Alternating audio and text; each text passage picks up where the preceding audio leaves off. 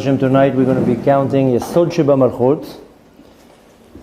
Last but not least, we have only 2 nights to count. So we're getting to the end of the end, or I should say closer to the beginning. But nevertheless, we're talking about this week, the week of Malchut, the week of that represents leadership and the king within us, the king that is going to be king over us, the King of Kings and so forth. Now, there are situations that we, of course, see it in history and even now, that the king is not always will be the one that is the tzaddik, the one that is the right figure. And nevertheless, Hashem is the one who appoints kings.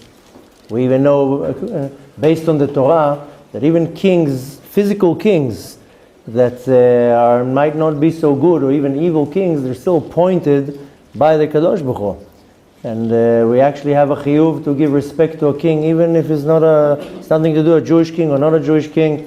King is a king. He's still appointed by the Kadosh Baruch Hu to be a king, which of course in our generations we don't have many kings, but we have presidents or prime ministers. And even if it's an evil one, there's a famous story with the Baal that when he was arrested, they first of all, they were very afraid of him because they knew he has unbelievable powers. And there's a story that the king at the time, the ruler, the Tsar, he wanted to meet him, but he didn't want him to know that he's the king, that he's the chief, the head. So he got dressed as a regular person. And when he walked into the room, then Baal stood up for him, and then he said a certain blessing that we have to say when we see a king. And he told him, "What are you doing? Why are you standing up?" He says, "Because you're the king." He's like, "How do you know I'm a king?" And not only that, what's this sentence that you were mumbling? This is a certain blessing that we have to say, that even if a king is evil, we still say a certain blessing that Hashem gave you some of His honor and made you a king. And he's like, "How do you know I'm a king?" So he says, because a king, even an evil one, he has a minister in Shemaim, an angel, that is his minister in Shemaim. And when you walked in, your minister walked in with you, and I saw right away that you have a minister, and I realized that you are a king. Nevertheless, so even a king that is evil, it's still a king, it's still a ruler. I mean, look now, we have different political figures that they're kind of running the physical world. And al pichem ishak devar. What you say, one man can say something, changes the whole face of this planet.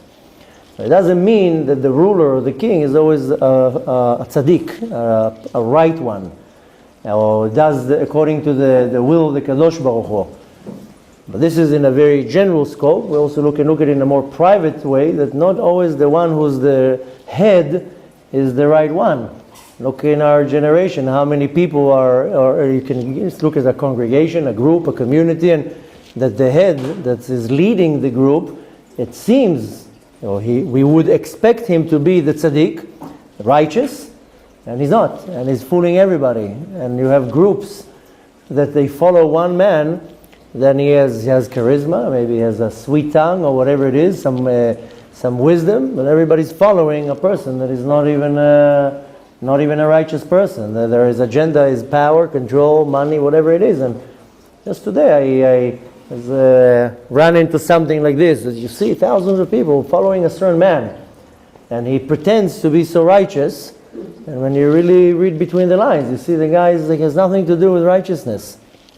Maybe he likes being the ruler, having control. But nevertheless, we spoke about yesterday how important it is to know, to say the difference between the truth and not the truth, between the emet and the sheker. We talked about it, that not everything that shines is gold, not everything that glitters is something expensive, and we need to know. We talked about the Yesod of Malchut, to know how to make the differentiation between what looks real and it's not, and what's the real deal. And usually what looks as closest to reality is very deceiving, but the real deal can be detected by different signs. So the Yesod of the Malchut, we spoke about it last week, if you remember, that the Yesod is a connecting force, a link. So anything that the Yesod will be involved in, the Yesod is the power of connection. I hope you either take notes or you remember what we learned, but last week, the whole week, when we were talking about Yesod, is the whole power of connecting between two opposites. To be able to empower the Yesod that is within me, the power of Yesod within my nefesh, is a very, very powerful thing. If I know how to empower it, then I have a big advantage to know how to connect between two opposites, between me and an opposite. And a lot of people know how to connect with people. They will connect with what fits very well. But with an opposite, they don't know how to connect. So needless to say that the Yesod is the linking, the connecting link. So the Yesod in the Malchut is the ability to me to connect to the real leader. And I have to be connected to the real leader. There is always going to be a leader. There's always going to be a Moshe Rabbeinu. There's always going to be somebody that I have to connect to, and it doesn't have to be necessarily directly to the leader, but I have to be linked in some way back into the leader. In the beginning, Moshe Rabbeinu was trying to lead the nation one over millions, till his father-in-law came and told him, no, it's not a good idea. You should appoint 10,000s, over thousands, over hundreds, over 50s, over tens, and you're going to be on the top of the chain. So very soon Mashiach is going to come. You think you're going to have his WhatsApp? Think you're going to be able to talk to him? No, but you still have to be connected to him. So he's going to have a Sanhedrin. We just spoke about it today. That has to be a Sanhedrin. Mashiach comes right now, has to be right now 71 rabbis that are ready to be the rabbis of the Sanhedrin. I mean, if you remember, half a year ago when we went through this ma'amar, I mean, not all of you were here, but if you remember, we were going through it, and the ma'amar was basically saying that we have to find already those 71 rabbis. Because if Mashiach is going to come right now, right away, he needs to form a Sanhedrin. It means that right now, as we speak, has to be at least 71 men that are already a rabbinical authority, they're already fluent in the Torah, they're already teaching and learning Torah, they're not necessarily leaders, but they exist. And Mashiach is going to come and say, you, and form a Sanhedrin. Go to Yerushalayim, take the Knesset, kick it out, and say, okay, we don't need you anymore, thank you so much, and start running the show. So this ma'amar that we were learning, it was saying how those 71 men are here. And according to what he was saying, they all live in the 4 holy cities. That's where you find them. In Yerushalayim, in Hebron, in Tveria, and in Tzfat. These are where they are. You're not going to find them in Nashville. So, I said, not that I have anything against Nashville, but you're not going to find them in Ramat Gan or in Tokyo. You're going to find them in Yerushalayim, in Tzfat, in Hebron, and in Tveria. That's it. Excuse me? Or Brooklyn. So, nevertheless, Mashiach is going to have a Sanhedrin right away, and you think we're going to be talking to the Sanhedrin? They're going to have also, each one, there's going to have their chambers, and there's going to be an hierarchy. But you still have to be connected to the Tzaddik Emet. And every generation there is the Tzaddik Yesod Olam. There's one Tzaddik that is the foundation of the entire world, and I have to have a connection constantly with somebody above me. Even David HaMelech, many times he said how he has superiors to him. He was the king, but nevertheless, there was judges, there was the Sanhedrin at the time too, there was a Kohen Gadol, there's always hierarchy. And going back to the time of Moshe Rabbeinu, he was the Nasi, the king, the top. And underneath him, nobody had access to Moshe Rabbeinu. There was in front of him Yoshua and the Zkanim and Anshe Knesset HaGedolah and so forth. So the Yesod Sheba Malchut is the power to connect myself to the real tzaddik. I have to be connected to the tzaddik. The Zohar says that tzaddikim lechud, melachim lechud. The kings are one thing, as the tzaddikim is another thing. It's 2 separate things. That's, even the king has to be, we want him to be a tzaddik, but we had kings that were not tzaddikim. Nevertheless, in order for me to apply the Yesod of the Malchut, is the humility in me. I will not be able to receive from somebody above me if there's no humility. And if I have arrogance, or any type of emotion that I will not accept somebody that is above me, I will never receive from that person. I need to know how to have humility to my guide. Everybody needs a guide. In Hebrew you will call it a more derech. It can be a rabbi, it can be, there's different names to it in our generation. And not always it has to be dafka a rabbi. But nevertheless, you have to have somebody that is I call it a personal trainer. Yeah, I'm talking, of course, in your avodat Shem. Not even though you need that in anything that you do, even in business, you need a mentor. And even in any other studies, you want a guru, the mentor that leads you, that you go to him with the questions. But nevertheless, specifically when I want to connect to Hashem, I need a guide. This is where problems start, is when there's no guide, and I start making up all sorts of new theories. Or I get something from here, something from here, something from here. It will not be parallel to each other, and then I start making my own ideas. And in the Torah, it doesn't work when you come up with your own ideas. When you come up with your own ideas, it starts forming all sorts of groups that are branching out of Judaism that has nothing to do with the Torah. There's a group now in our generation that it has a face of the Torah, but there's nothing to do with the Torah. You see, the group is totally going off the Torah. You know that now, unfortunately, that's not the group that I'm talking about. But you know that today somebody sent me a video about a certain group in England that they gathered together today to say Kaddish on the terrorists that were killed in the what's going on in Gaza right now. Good. This is how pathetic it is. They said Kaddish on the 50 plus terrorists that were shot while they were attacking us, and the IDF has killed them and had to add a few more zeros after that 50 something, and those people, they're showing to the world themselves as Jews, and they're saying Kaddish on terrorists. It's like, this is how distorted it got, and this is what happens when nobody is reporting to somebody above that comes and says to them, what the hell are you doing? You are completely out of your mind? So, but nevertheless, this you see can be a branch of the Erev Rav that comes to make a whole mishmash here. But the point is, not to go completely off our subject, is that you cannot serve Hashem if you don't have a spiritual leader that guides you. And needless to say, you have to know how to choose that lad. That's what we talked about yesterday. You have to see what's the truth and what's not the truth. So, and needless to say, that the Yesod of the Malchut is the link that connects you to the right leader, to the right guide. And it can only be done when you know how to have humility towards that person. Now, when you have that guarantees to you that your Malchut, that your kingdom, your rulership will actually exist. If not, I live in chaos. I live in a maze with no solution. That I go here, I go here, I go here. I can't find my path. Now, when we want to emphasize the Sfirah of Malchut, Yesod Sheba Malchut, is to find the tzaddik that is in the leader. And we have to find the right leader. And again, you don't have to go straight away to the top, but you have to find the one that is above you, that leads you, and he's your leader. Now, and we have to understand that even your leader has a leader of his own. And his leader there's always a hierarchy. You have your rabbi, but he has his rabbi, that has his rabbi, and he has his rabbi, and so forth. And needless to say, each one has the anava, the humility and being humble towards the one above him.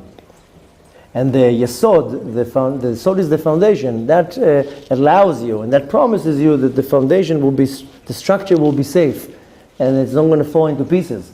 And you just see in our generation how Judaism looks. You can see how many times probably the foundation was so not stable that it started branching out all these groups and different ways of thinking. It has nothing to do with Judaism. And it's in the dress of Judaism. It's in the dress that it's coming from the Torah. And it has nothing to do with the Torah. It might look a little bit like what the Torah requires, but unfortunately that's the big sheker in our generation. That the ones who are representing the Torah, a lot of them is fake. It's fake. It's coming from a very bad background. It's coming from an agenda that has nothing to do with the Torah. And this is only because the foundations were not strong enough, so people started to branch out. When take now a bunch of kids and put them in some island when there's not going to be an education system. I think there was a movie like that once. What was the name of it? Lord of the Flies. How? Lord of the Flies. Okay, I remember that in Hebrew. But there was a bunch of kids on an island. Yeah. And then one of them was a crazy leader, and there were groups. And that I don't remember. That I saw it like 30 years ago. But nevertheless, There was a plane crash or something. something like that. Yeah. So this is what's going on. When there's no anava to the leader, the real leader, not the one that you see that there's some agenda behind it, then it will cause that reaction what we have right now. So practically saying, since we're so close to the end, and if you really look at the order of the Sfirot and how we're working on, you can see how it's, so to say, slowly building it up. Now, since we're so close to the end, the practical part that you have to apply is you have to ask yourself, do I have my leader, my tzaddik, my rabbi, my mentor that is leading me? Is he the right one, or am I going like a sheep after a group of sheep? Sometimes when there's a group of people, then the ones that are in the back, they don't see who's in the front. And they just follow the crowd. And if somebody in the front takes a little turn, and they're going after the crowd, they don't even know who they're going after. You see? Sometimes you see it here, you see it in many places, but I see it here when they bring groups of tourists here to Tzfat. There's a lot of tourists here. It's like a herd. They're walking after, and you hear the ones in the back, where are we going? Where are we going? We turn left, no, we're turning right. And the leader, Bechal, went over there, and then somebody make a youth, and they're waiting over there. When you're in the back, you don't see who's leading you. So to put it to a more practical practice, I need to know, is there somebody leading me? Who am I going after? Who's my how do you say the engine of the train? The locomotive? How do you call it? The one who pulls the train? No, the conductor is the one who takes the tickets. The engine? No, the locomotive? How do you say, locomotive or locomotive? Locomotive, the one who pulls the whole train. Now, who's pulling me? Am I following like just a herd and I don't even know who I'm following? Or who's guiding me? Am I getting the right guide? Maybe my guide is not the right one. Maybe he's feeding me lies. Maybe he has an agenda. And I'm just another number in the group or whatever it is. Everybody needs a spiritual leader. Doesn't matter who you are, doesn't matter how you, doesn't matter who you can be a great scholar, unbelievable. You need to have also somebody that leads you, that feeds you the emet of the Torah. And not always what we said yesterday, whatever shines is gold. Sometimes it could be a leader that you follow for years and he's fake. It's not true. There's an agenda behind it. That doesn't have a pure agenda to bring you closer to Hashem. There's an agenda to make his group stronger, better, more money, more power, more control. A real leader, he doesn't care. He cares to bring you closer to the Kadosh Baruch Hu. That's a good leader. That's a good rabbi. I'm specifically not saying the word rabbi because some people want to connect to, if it's a woman, she wants to connect to a female. And sometimes I know very amazing people with a lot of wisdom and they don't necessarily have a rabbinical ordination, but nevertheless, it's still a great teacher, a great scholar, and you have to connect to that person. But the point is that I need to have somebody guiding me, and I need to apply the Hod Sheba Malchut to see if it's real Malchut or if it's some bunch of glitter and hoo-ha. And who's the one who's pulling me? Because I need a link to connect me to somebody above me that will connect me eventually to Hashem. My point is to be closer and connected to Hashem. If the one who's pulling me is connecting me to less money in my bank account or to whatever it is, why do I need to be connected? And unfortunately, that usually the sheker is dressed so perfectly nice, so wise, so beautifully said, 99% is emet, and then you have a little drop here of venom, a little drop here, another poke here of venom, and you don't even notice how you're being poisoned. So this is a very important thing because very soon Mashiach is going to come, And first of all the false ones are going to be exposed.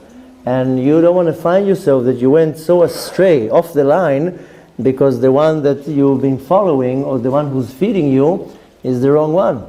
Now, of course, comes a big question. We're not going to have time to address it now. How do I know who's the real one? And that's the big question. But you have to apply your intuition and your wisdom to find who's the leader for me. And you have to find the emet in it, because a real leader, Moshe Rabbeinu, didn't have an agenda. He didn't care to be the leader or to be the one with power or the one with control or the one who has all the respect and the one who everybody gets up to when he walks in. A real leader doesn't care for that. A real leader wants to bring you closer to Hashem. He doesn't care if you kiss his hand, if you stand up, you don't stand up. He doesn't need that. His agenda is to make sure that you are getting connected to Hashem, that you're doing what you need to do. So in another time we'll talk how you really detect the right leader for you, but this is something that should be on your schedule, because our highest priority right now is not to invest in a business and not to travel the world or not to do anything else but to get closer to Hashem and to acquire as much as Torah now, because you have to be completely out of the loop if you're not noticing that Mashiach can come this second. You have to be completely out of reality and not attached to reality that any second Mashiach can come. And if this is the case, so why go chase after all sorts of fake things? Now you have to put all your energy just into Torah. I know it sounds very demanding and it puts you in a place of maybe a little bit of pressure, but that's the reality. You don't want to find yourself that Mashiach came and you, whoa, wait a minute, I'm not ready. So get yourself ready. And that means that you need a good trainer. If the competition is in a month, you don't have time. You have to get into your training already. So, and it's not about putting pressure on anyone. It's about, listen, I already decided to be close to Hashem. If you're already sitting here, it means that you want to be close to Hashem. Your mind is not going somewhere else. My mind is that I want to be involved in the Torah. Now give it to me the right way. And I became observant for 3 years. I was kind of lost because I didn't have somebody leading me. Mainly because I had the worst opinion about the observant Jews. I just saw them all as liars and thieves and phonies, and that was my opinion, unfortunately. So I'm not going to go to them when I'm going to go to these guys. So it was very hard for me to trust somebody. I looked at them right away with like, what's in your mind right now? I don't believe this. So, but finally, when I really needed to connect, I needed to find somebody to lead me, and I went to Rabbi 1, I found after very quickly, okay, he's a liar. Rabbi 2 is fake. Rabbi 3 only is looking for respect. Rabbi 4 only wants money. I was like, what's going on here? Who's going to give me the information that I need? Till I finally found the right one. I was like, oh, and I looked for certain qualities and I said, okay, this is the real deal. This is the real deal. This is who I'm going to go to ask my questions. This is the one I'm going to go and get my answers. And you know how you find, one of the reasons how you find, the ways you find the real deal is when he tells you things you don't like. If everything that he tells you like, this is not good. He's going to have to tell you A, B, and C, and you'll be like, but I don't agree with it. Tough luck. That's what the Torah says. You don't agree with it, that's your problem. But that's the truth. So, practically saying, we have to apply, to empower the Yesod of the Malchut in my nefesh, is the power to connect to the right place. And it has to be a perfect fit, that I can nourish what I need from somebody above me. And this is mainly to bring me to a point of humility. Because if I'm not able to be humble in front of another person, how will I be humble in front of Hashem when I don't even see Him, I don't know Him, I don't feel Him? So practicing humility to Hashem, it starts with somebody else that I know how to not answer to that person right now. Not to argue. To say, okay, you said fine, I accept that. It's not an easy thing. But you do that, you ensure yourself that the foundation is strong, then all the structure is strong. And needless to say, it's almost like going now to the doctor and the doctor tells you, take the antibiotics for 10 days. I don't want 10 days, I'm feeling good after 3 days, I'm going to stop. But the doctor told you to take it for 10 days. Why are you stopping? Because I'm already feeling good. Who told you you're feeling good? Maybe you think you're feeling good. You still have to take it. Not that I'm a big advocate of antibiotics, by the way, but I'm just giving an example. So sometimes you go to a certain professional and he tells you, do this, and you come up with your theory. No, I don't believe that. I'll do this. So why did you come to me? Why did you ask me? So we need to know how to humble ourselves in front of the real authority, not the fake authority. That when the real authority tells me A or B or C, then I say, okay, amen, toda, thank you. Thank you for guiding me. I know it's not necessarily what I want to hear right now, but that's the truth.